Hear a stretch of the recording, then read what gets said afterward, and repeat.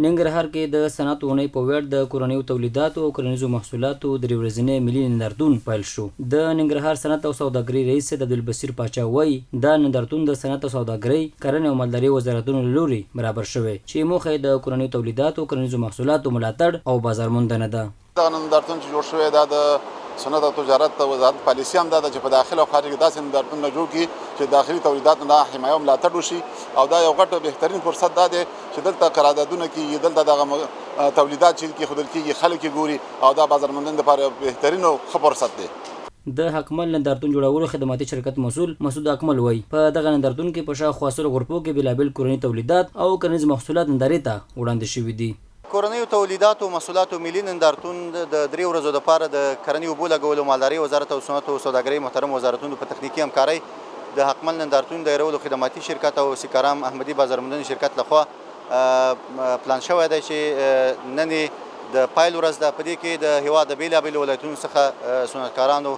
نږدې 100 غرفې پرانیستې دي چې پکې سټیل په برخه کې، د غذایي موادو د پروسس او د لبنیاتو په برخه کې، او دارنګه د تعمیراتي موادو په برخه کې غرفې فعالې دي. د نندارتون یو ګډونوال محمد عابد دا ډول نندارتونونه د بازار موندنې او اقتصادي ځان بسنې لپاره ګټور ګام بولي. د داسې نمایشګاهو دایرول په ټوله کې یو ډېر مثبت ګام ده. د مو ملتونه او خلک د دې نه مطمئن کیږي چې داخلي تولید په کوم حالت کې ده، وضعیت یې څنګه ارزوي او وضعیت یې څنګه ده. د نندارتون یو بل ګډونوال ذاکر الله حفیظی بیا د نندارتون په جوړولو د خوښۍ ترڅنګ له مسؤلینو ننګرهار کې د نندارتونو جوړولو لپاره د یو ځانګړي ځای د جوړولو غوښتنه کوي. دغسې نندارتونونه نه یوازې چې د فابریکو دپاره په ګټه ده، بلکې د عوامو دپاره هم ګټه ده، تر څو خبر شي چې کوم ډول جنسونه موږ دلته تولیدات لرو. په ضمن کې د دولت څخه مو غوښتنه دا ده چې د دغسې نندارتونونو د جوړولو دپاره باید یو مشخص ساحه ولري، تر څو هیوادوال په اسانۍ سره وشي کولی چې هلته رفت آمد وکړي